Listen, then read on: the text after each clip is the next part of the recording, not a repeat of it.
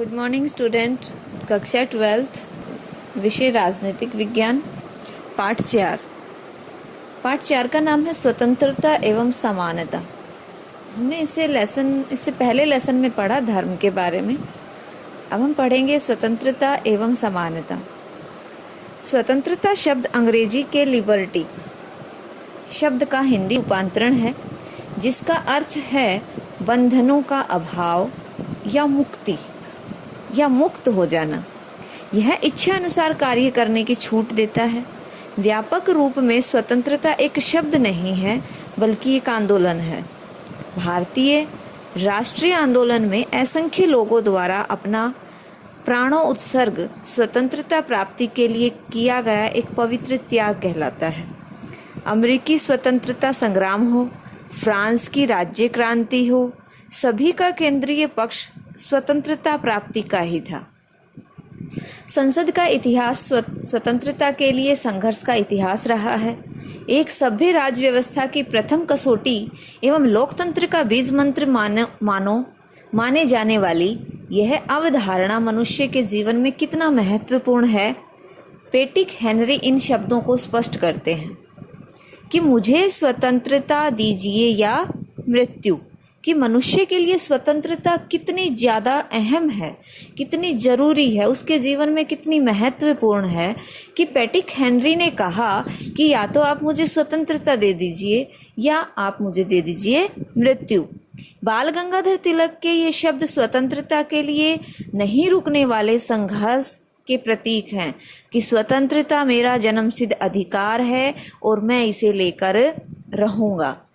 इतिहासकार रिची के अनुसार जीवन के अधिकार के बाद साधारणतया स्वतंत्रता के अधिकार का नाम लिया जाता है और बहुत से व्यक्तियों के लिए प्राथमिक और सबसे अधिक आवश्यक अधिकार भी क्या है? स्वतंत्रता है। तो सबसे पहले हम स्वतंत्रता का अर्थ जान लें और परिभाषाओं को जान लें कि जिस शब्द या आंदोलन के इर्द गिर्द मानव सभ्यता व्याकुल है, आखिर वह क्या है? किसके लिए मनुष्य इतना विचलित है? किस लिए वह इतनी भागदौड़ कर रहा है? केवल बंधनों का अभाव ही स्वतंत्रता है तो मनुष्य परस्पर संघर्षों से ही नष्ट हो जाएगा।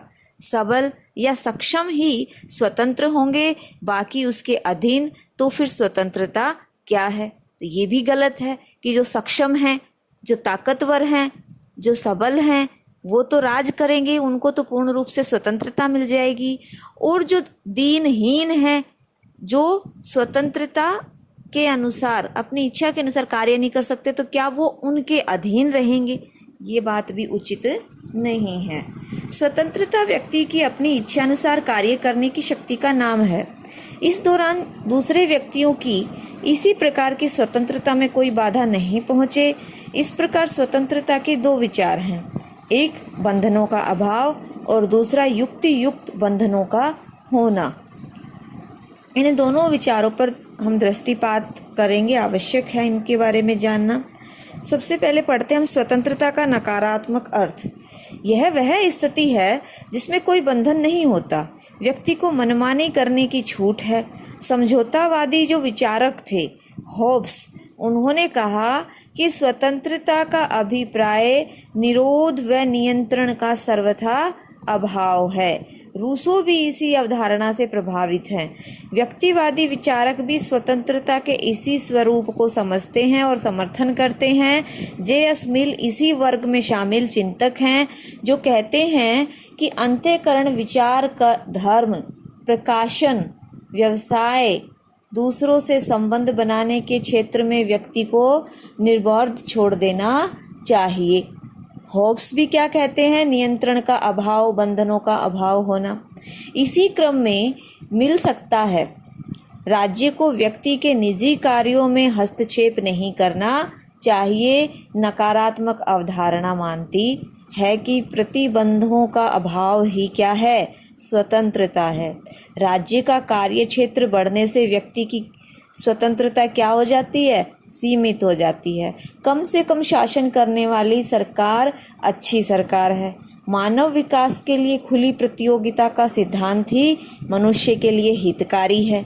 सरकार द्वारा समर्थित संरक्षण व्यक्तिगत हित में ठीक नहीं है।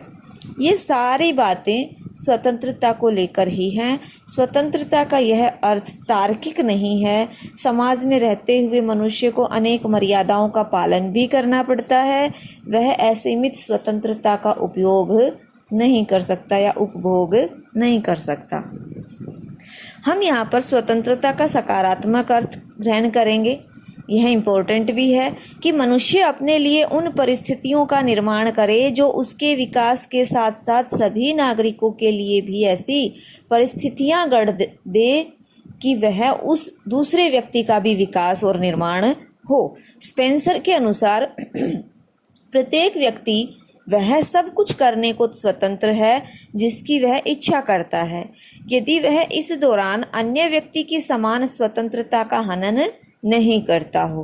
कि व्यक्ति के पास ऐसी स्वतंत्रता होनी चाहिए जो उसका उत्थान और विकास तो कर ही रही है, साथ में दूसरे नागरिकों का उत्थान, निर्माण और विकास भी हो रहा हो। वही सही मायने में स्वतंत्रता है। ये किसके विचार हैं?